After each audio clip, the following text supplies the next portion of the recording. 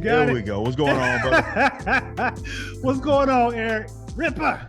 Yeah, man. How you doing? Oh, good to be alive, brother. How about yourself? Man, I can't complain about anything. Certainly going on right now. I know that's right. I'm living. I'm alive. I'm healthy. Hey, man. Can't complain. And you going to get it too. You know what I mean? Yeah, listen, Ripper, off the top, man. Actually, I want to congratulate you because I know, what was it about? Has it been a year and a half or so you got married? Yeah. Mm-hmm. So congratulations to you and your wife on that, my man. Appreciate You're welcome. That, brother. You're welcome. And then you already know I gotta congratulate you on what you've been doing in terms of the Rippaverse, brother. That's major, man. Congratulations to you. What are you at? 3.4 million so far? Yeah, almost 3.4 million. Yep. How do you feel about that, man? How do you feel? How does that feel, man? I got a couple of questions to go with that, but I gotta ask you off the top, how does that feel, brother? Man, it is something that is like it's hard to put in words because I anticipated success. Okay. But to this degree, there was no way that I could have ever saw this coming.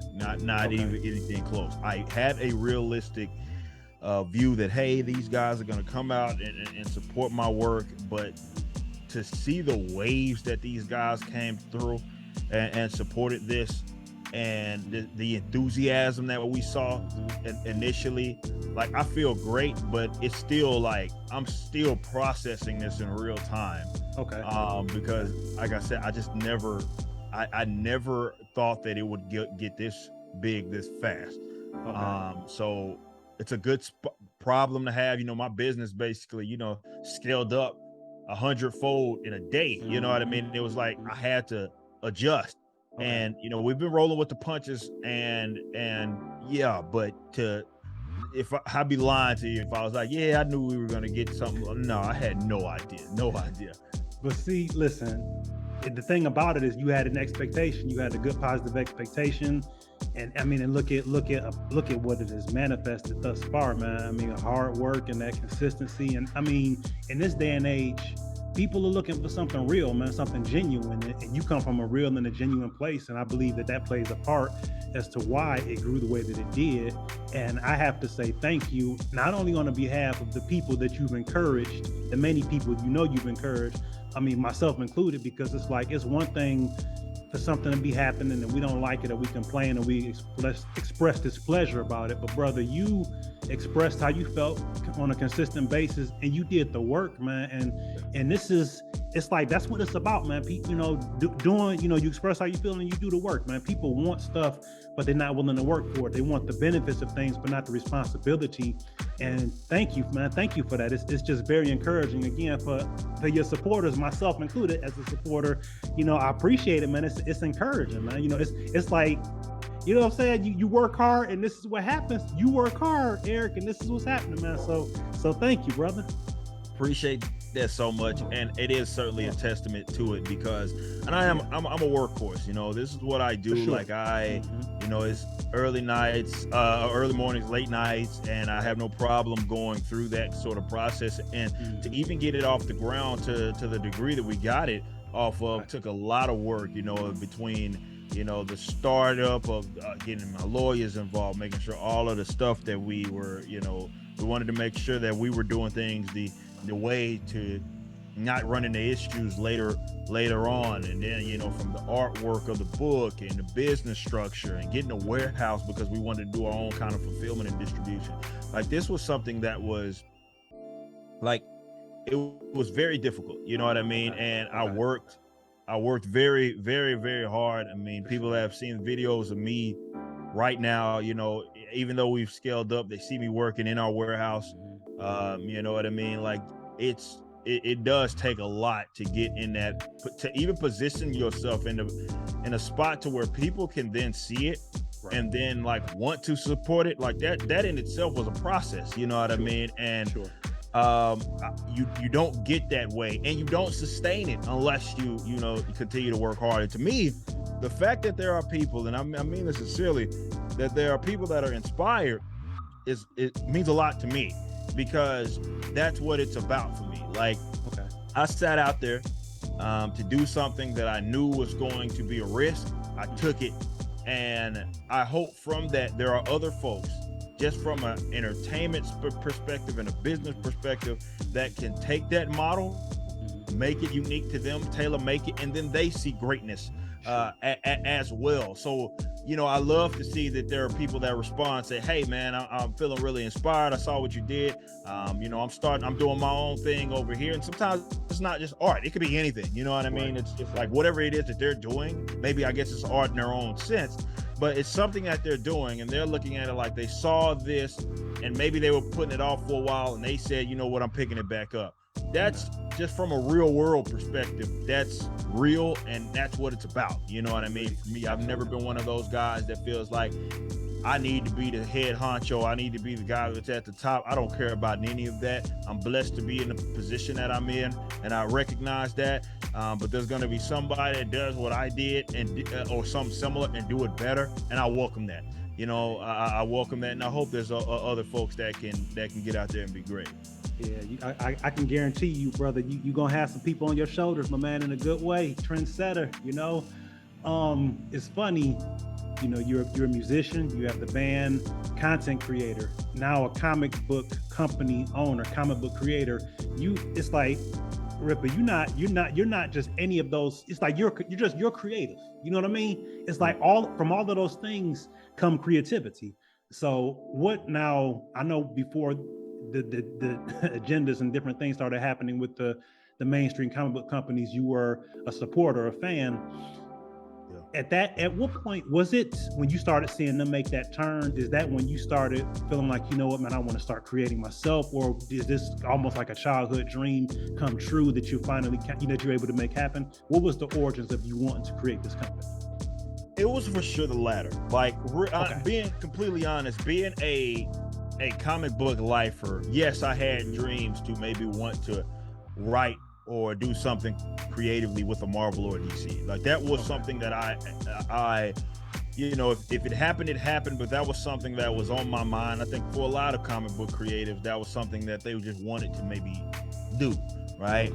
Well, what happened with me was it accelerated because of, as you mentioned, I had the success in the other avenues. So I had the resources, or at least the pool that I could pull from to make something happen and not have to wait on someone else to, let's say, be creative. I could fund the project myself because of the success of the band, because of the success of doing videos and all of that, and bringing in the fund the show, for Canon's sake. Like, that was huge. And seeing them, and of course it lights a fire under you when you see stuff that you liked, and then it's like not being produced to the quality that you think should be produced. It lights a fire under you, and it just felt like the right time. Realistically speaking, I thought this was something like, man, I was gonna be older when I ever even got my chance to maybe do this. Surprise. That's what we saw in the last half decade. It was like, man, and the time was right, and the supporters obviously validated that move by supporting me in the way that they did. Absolutely, for sure. Now with the Rippaverse, with that company, now I got to Eric, I got to get some brass tacks, man, of why I really got you on, man. You got the Rippaverse, the comic that's going to come to the Ripper animated universe, and it's going to come to Ripper cinematic universe. So what I was thinking was, in the comic, you could put me in the comic, kill me off on like the second page, in the animated, universe, same thing, third scene, just have me in there and decapitate me or something. And then like for the Rippaverse films, man, same thing. Just, you could take me out the first 2 minutes, man. Even the first minute if you want. I just want to get in on it, man. That's why I wanted you on for that 3-part question, man. Request. What I gotta do to the universe. I love it. I love it. We can make some have kill you off for the first 30 seconds. A little something. You know what I'm saying? Just put me in and take me out, man. Oh man. Hey, I appreciate you. Let me ask you now, being that you have this company, are you going to start hitting the conventions and stuff, man? Because I got my book slate. I got 3 variant covers of Esau. Okay. And I wanted them signed, but I didn't. They were all out. So are you going to start doing at some point? Are you going to do the Comic-Con circuit so I can get you to sign them for me? Yeah, like it was. So recently I did. It was more anime. It wasn't necessarily American comics, but it was an anime convention that called Anime Matsuri. They invited myself and a couple of other guys that are kind of in our space, and you know that was surreal kind of for me because I showed up and there were 2 like cosplays of my characters. I seen one of those. I don't know how I'm gonna ever get used to that. Like that, I was like, my mind was blown to see something that I created and someone wanted it. I don't like. I still to this day it was insane. But you know, we had our own booths there, and I got to meet all the people, chat. Everybody's excited about the books and all that. And it was like, you know what, this is something that I could for sure see myself doing many times if they'll have me. You know what I mean? If that's something that they want, and that way I can meet the people that have. I look at these guys as investors because for me, I don't have any external, like literal investors. This is all my money that I put forward. So we got it launched. So now this is going to be carried by my customers. I want to meet them. You know what I mean? I want to meet them. I want to be able to chat with them. I want to be able to, thank them for their support in person. So for sure, definitely after doing Anime Matsuri conventions, I could certainly see myself doing, if it makes sense, timing's right, and for sure, if they want me, I can make that happen. Okay, I got to go back to that, man. I seen one character that somebody cosplayed, so I need you to reiterate, man, brother. What did that feel like, seeing something that you created, somebody cosplaying something that came from you? Tell me about that again, please. Just so there was a video someone took. I'm pretty sure if you someone Googled it, they find it on YouTube. Of like, because like my reactions, I got there of course a little late on that Saturday, right? So I go up to the convention. Our stuff is on the main floor. It's like on the like left side of the building. So I'm walking over there, and obviously there was a line and all that for people wanting to see myself and some of the other creatives that were in our space in that area. And you know, I walk up, and the first person that I see kind of in that little kind of area was that Yaira cosplayer, and I was like, what? Because I didn't know that was happening. Like I didn't know, I didn't get a warning about her cosplaying that character. I had no idea. And it was like, what? And she did such a great job of what she was given, because you know the book hasn't, you know, she's gotten pictures and she did a fantastic job. All obviously handcrafted, cosplay, self-made, and just even the creative spot on that, like I gained a bigger appreciation for just cosplayers. And then I walked over to my booth, and our mutual friend with a lot of the guys, Geeks and Gamers team, was Krista Nova. She's another YouTuber. And she cosplayed. Apparently, like I think my wife warned her about it. I didn't know that was going to happen. And they said that she was going to do something that was going to be like it was going to blow my mind.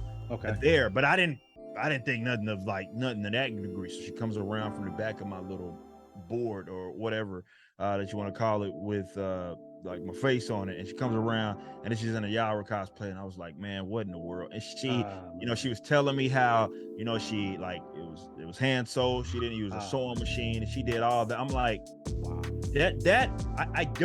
I'm seriously I don't know how I'm going to get used to that, because I know it's going to grow. There's going to be ISOM cosplays, there's going to be so many other cosplays, and I have like, it was surreal, and it's still surreal that was a thing, and I don't know if I'm ever going to be able to get used to that. But to hear people be appreciative of that, I'm obviously appreciative of them, but it's also motivating for myself, like to see that, and I'm like, okay, this resonates with people. This is momentum that we have to keep up. So these people want this, they're thirsty for it. I have to provide them with good product. And yeah, it was just, like I said, it's something I don't think I'm ever going to be able to get used to. See, and you know the cool thing about that, you know, I'm the humble lion, brother. So that's humility. You moving with that humility, man, and that's another one of the things that draw people to you. You a solid cat, man, and you humble to be that humble. You know, so man, I'm excited. I can't wait to see. I'm just gonna sit back, throw in my support, and just enjoy the ride, man. You're welcome. In terms of the how many different hats do you wear within the company? Like, do you contribute to some of the writing of the stories? I mean, character design. Are you a literal artist as well? Tell me about that. That's a great question.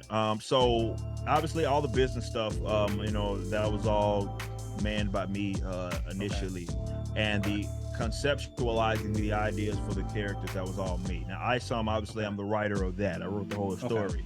But I have my concept artist Marcos, who is an actual artist out of Puerto Rico, and he is on my team. He's been on my team for a while. And him and I, before, as we getting this off the ground, I was like, all right, man, let's this is what I'm thinking. I sketch out something here and there. I would give him very descriptive stuff, and I'd say, hey, bring this to life so I can have this presented to the potential artists that are going to do work for the company. And he did a phenomenal job of that. So him and I collaborated on basically every character that you're going to see in ISOM number 1. I conceptualized them. He actually drew them in a way that they were presentable to the guy that did the interiors, and Cliff Richards. So obviously all the business stuff, my team has expanded, getting hiring my closest friend to be one of my closest friends to be my operations manager, to help with the warehouse stuff. Hire one of my bandmates, Alex. He's helping, he's basically my CFO, you know what I mean? So he's helping with a lot of the financial stuff. So our team expanded, but yeah, I wear pretty much all hats because I want to be able to know obviously how the ins and outs, and then obviously delegate that to people, that stuff that because my job is business and creativity. All the other stuff, we want it to be at a point at some point that it runs itself, and we have trustworthy people that work for us that can do that. And I can just write stories, design characters, deal with stuff on the business end as well. So yeah, man, this definitely what ISOM number 1. Every character that's in there, I designed. I conceptualized. My concept artist helped actually get it presentable for Cliff, and Cliff did a phenomenal job on the interiors of the characters and the other guys. We had the cover artist did a great job on the actual main cover A that people saw with ISOM. He did a phenomenal job on that as well. And someone like Bruno, who did our posters, he did a great job on the ISOM and Yaira, his adaptation on how those characters looked. So yeah, it was a collaborative effort for sure. And I got even with Gabe El Taib doing the color work, I know where my deficiencies were. And I can sketch a little bit, but I ain't no artist. You like that. I'm a writer, I'm a creator in that perspective. So getting guys that were industry veterans to help out with some of that stuff was what I had to do. And I'm not one of those guys that looks at a shortcoming as something that's to be scared of. I'm not like that. I'm like, okay, I acknowledge this is not my strength. So I need to get somebody here that can help me in that aspect. It's interesting. I remember when you were kind of dropping nuggets, saying I'm working on something, and you kind of alluded that you had some heavy hitters, man. It's so, it's so many layers to it, Eric. It's how did that make you feel, knowing that these brothers, you presented this to them, you were able to get these people? I tell you what, even with you agreeing to this interview, man, that means a lot to me. You know what I'm saying? I appreciate you. So it's theoretically, the way that I feel about you coming to my house, you know what I'm saying, may be a small portion of how you felt, knowing that these people believe in your vision enough to come in and do what they do, bring their strengths to your house, to your table, So, but I can't speak for you. I'm sorry, go ahead. No, you're right, because Gabe was leaving. He just left that Superman project with DC Comics. Okay. And, you know, I had that conversation with him almost immediately after. He basically decided, look, I can't do this no more. So I reached out to him and we got him on the team. Cliff, you know, we got him on the team to do the interior pencil and ink. And I knew we had something special because generally in this industry, right, they get their commission, they get paid, they're good to go, right? That's how it works. It doesn't matter what creative you do for in the comic book space. You got commission to do the art, you got art or you got commission to do, let's say, the colors, or you got commission to write. You got your commission, you're done, you got paid. These guys got their money and they did not stop asking me when it's coming out. When is it going to be ready? Why? Because they were actually proud of the project as well. Even though they had already got their money, like they're not getting paid anymore after they got their commission, and yet they were still asking all the time about when it's coming out because they were so proud of the work that we had did. And that let me know for sure, like, we got something here. Like, these are guys that have been around the block. You know, their dreams as artists are to work for the big dogs, and they did there and done that. Yet they still worked with me, and we came up with something that they were themselves proud of. So I knew when they were constantly asking me, enthusiastic, despite them already getting paid, they were enthusiastic about this project. Let me know that, okay, this was something that was real. And obviously, you know, as we presented it to the supporters, they liked it as well. It wasn't about the money, it was about the passion, about the vision. Your vision, you know? Eric, but I gotta ask you, man, I know you gave up on doing movie reviews on comic films, understandably so. I watched your review of Captain Marvel probably 5 or 6 times, crying, laughing, you almost threw your chicken tenders at the screen. I submit to you, brother, listen, no comic book film, no more reviews of those, man. Just doing film reviews as a whole, man. I think it'd be nice if you did that every now and again as a treat, man. You know, look, like, you're good at it. I like, and I can't be oblivious to the fact that a lot of people came to my material because of that. They liked my perspective. They liked how I was presenting it, no matter what it was. And I don't ever want to, like, let those folks feel like, okay, they got abandoned for that, like, because that, you know, hell, in some cases it was up to them, you know. They're the reason I got in this position, you know what I mean, and their continued support. So yeah, like, this is stuff that maybe it's not on, like, the new material, maybe it's on older stuff or something.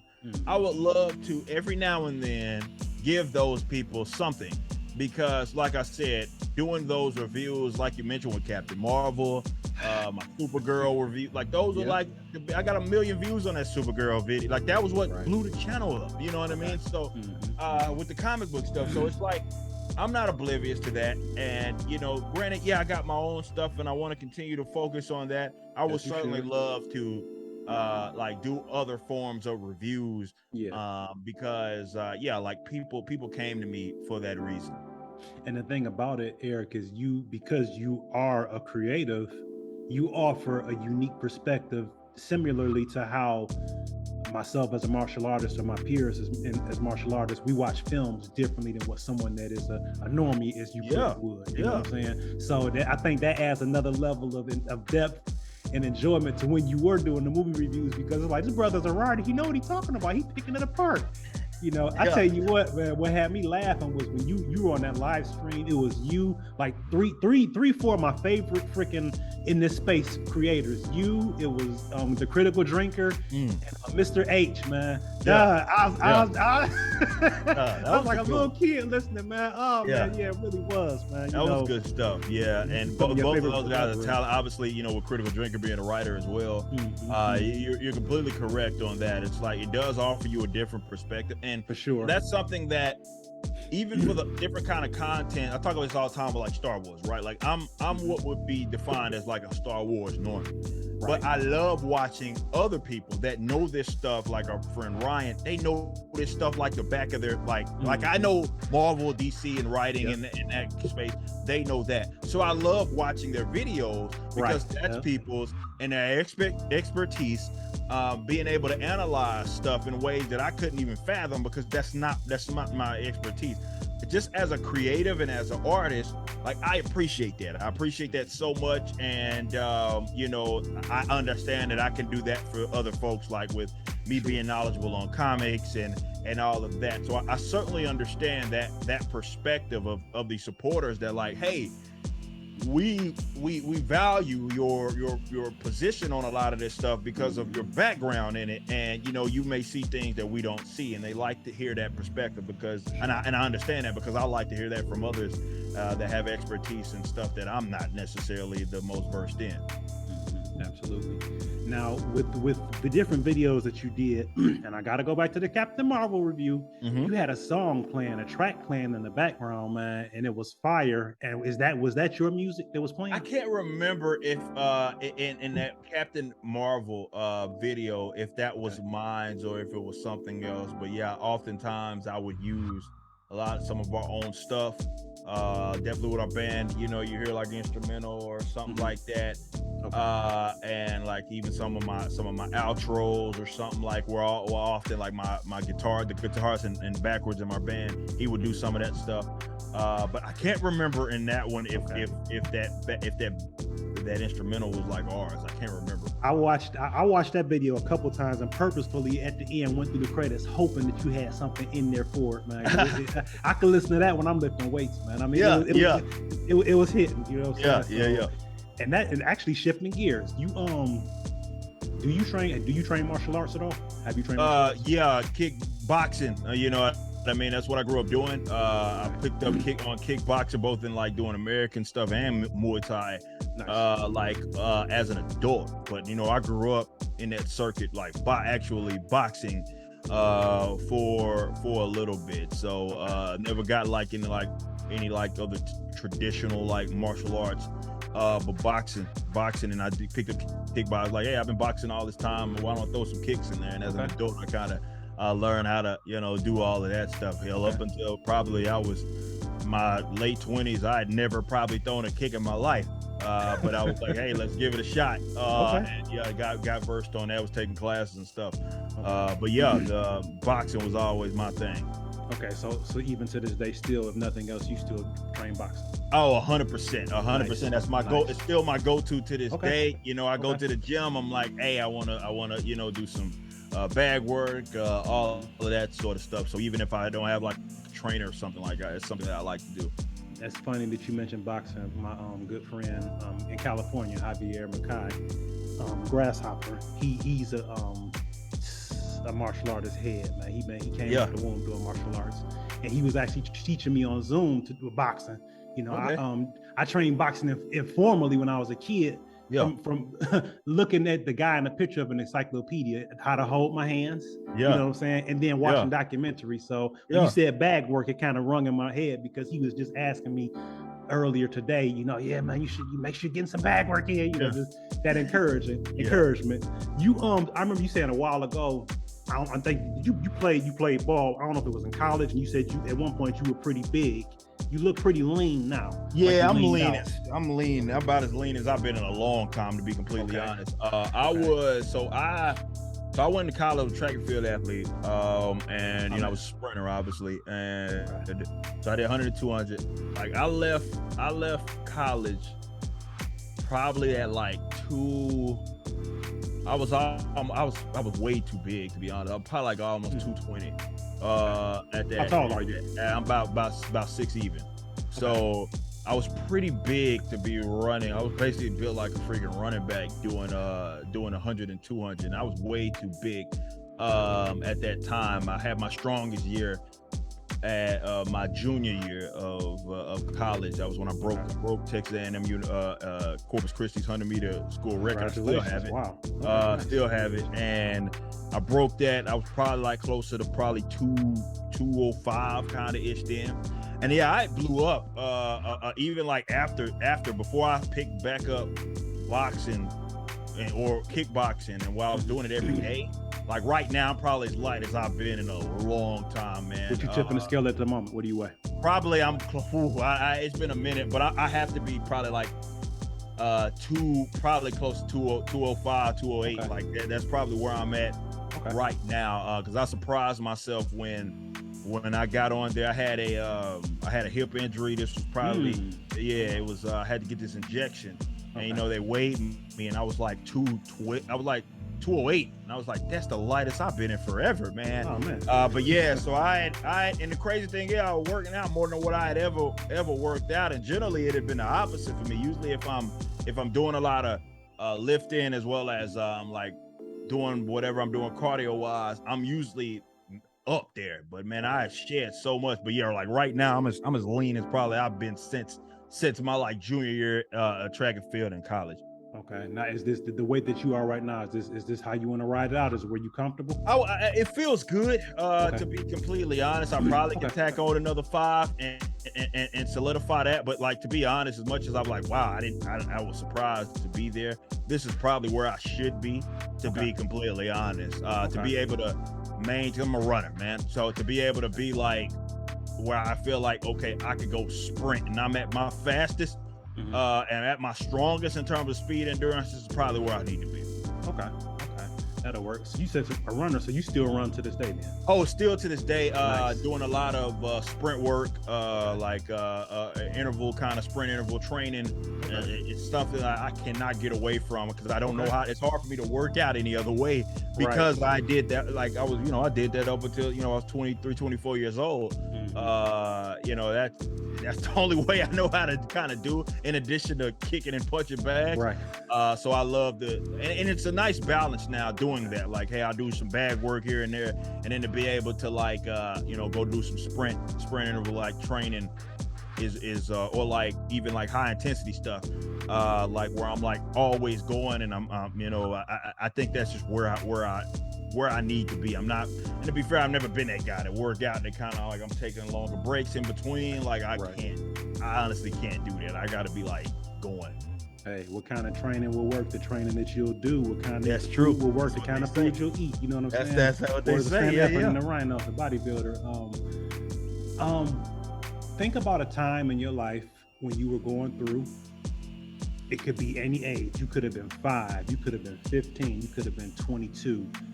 What's some encouragement that you wished someone would have shared with you, or some encouragement that you would share with yourself? How old were you, and what would you tell yourself? I would say for sure when I was 22 going on 23. Okay.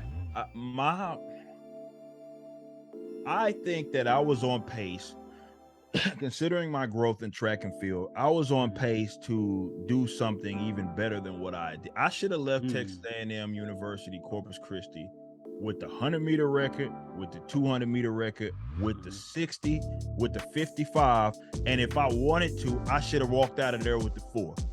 And unfortunately, what that last year, my mind wasn't where it needed to be. And that was because probably I went and accomplished what I did my junior year. I came in there, I broke that school record. I was like, yeah, I did what I needed to do. Went to, obviously qualifying for the regional meet, so which means that I'm top 48. I was top, 40 in the country. You know what I mean? Like I was like, I was real, but I should have went into that senior year, did even better. And because I didn't take that seriously, and didn't really understand the fact that, okay, this is your last year. You redshirted. This is your last year, and there's no do-overs here, man. Like, this is your last collegiate meet. If I could tell my younger self at that age to that off season, I should have been working so very hard. Instead of worrying about bulking up, I was doing all this other stupid stuff. I should have been working my tail off that summer going into my last year. So if I could tell myself at that age, take it serious, because I guess when you are young, you think you're gonna be young forever. You can't do no wrong, and all that. And if I could just go back in time and say, hey man, going into that junior year or going into that senior year, the redshirt senior year, that you should have went out on top with basically everything. And you could have, had you taken that off season seriously, instead of thinking that you conquered the world just because you broke a couple of records your junior year. So, for sure I should have took that a lot more serious. And if I could have a do-over, that's what I would have did. I'm not a man of many regrets, but for sure going into that, if there is one that I have, it's not taking that senior year as seriously as I should have. Okay. What's a word of encouragement that you would give someone that's going through a tough time? What's something that has either gotten you through, or something that a way that you live, or what's something encouraging that you would share with somebody that's experiencing a tough time? I think when you go through, no matter what the experience is, traumatic, some sort of hardship or whatever, you often get, trick yourself into believing that is the rest of your life at that moment, right? It doesn't matter even if it would be a parent passed away or whatever it is. Like, you're going through all of that and you think that's basically that's it. Like, the rest of your world is that feeling that you're having right there. And that's simply not the case. And I am a big proponent, obviously, of work in itself. And I'm also a big proponent of those individuals that choose to value such a thing are going to reap the benefits. And that crosses into basically every single industry that it is. One of the things that aggravate me about kind of this culture of people that actually demonize work, where they're like, they look at work as something to be despised, right? Like, because they look at it like you're always going to hit this ceiling, and they conflate work with exploitation. And I have an issue with that, because you know what happens with that young individual that clings to that reality. Well, they experience a hardship and they think that their world can't move unless some external factor moves it forward. And that's a very dangerous line of thinking when you face something and you think, well, I can't pull myself out of this rut. There's no possible ways that I can do that. It's gonna have to happen by way of someone else or some other group of people. And and that in itself, just from a mental health standpoint, is not a place where you want to be, where you actually feel helpless. But a lot of people are helpless because they trick themselves into believing that their mobility in life is dependent upon external factors. Sometimes, there's got to be some luck involved in there. But I believe, and I say this as a man who's in the position, or I've crossed into a new economic class where I've eclipsed pretty much every single person that's ever existed in my family, right? Nice. Congratulations. And that's, I didn't get that way by standing around waiting for people to move my world. This was something that, we spoke about at the beginning of this, and that is working and understanding that work was going to amount to something. Even if I didn't get it then, it was like, if I just keep grinding, man, I could reap the benefits. And now I am where I'm at. And I'm not saying this as a brag, I want people just to understand the context here. I have seen a variation of success in multiple careers at a young age, right? I was born in the 90s. I'm a relatively young man. You know what I mean? Like, and I was able to have two successful bands, right? My one now and the one I was in before that. I was able to do what we did in this space at like, doing YouTube or whatever you want to call it. I was able to, in the political commentary, see success there, and now doing it in the comic book space with my own company. I've lived in this shorter period of time, basically 5 careers or so, and I saw some level of success. And that was among so many people telling me not to do it that way as well. Right. But it was work. It was like, I didn't like, when people wanted to hang out, do whatever, I was like, I could spend a couple of hours like writing, or I could spend a couple of hours working on videos, doing covers, writing music, or doing something like that. It's like, it was work. I did not get there by way of just waking up and, I got lucky and saw success. There are some people that do that, and I don't necessarily envy them for being in that position, but that didn't happen to me. I didn't have such a luxury of just waking up and seeing success. I had to actually work for it, and I'm still working right now. So just look at it from that perspective for anybody that's out there going through a hardship that is not something that has to define the rest of your life.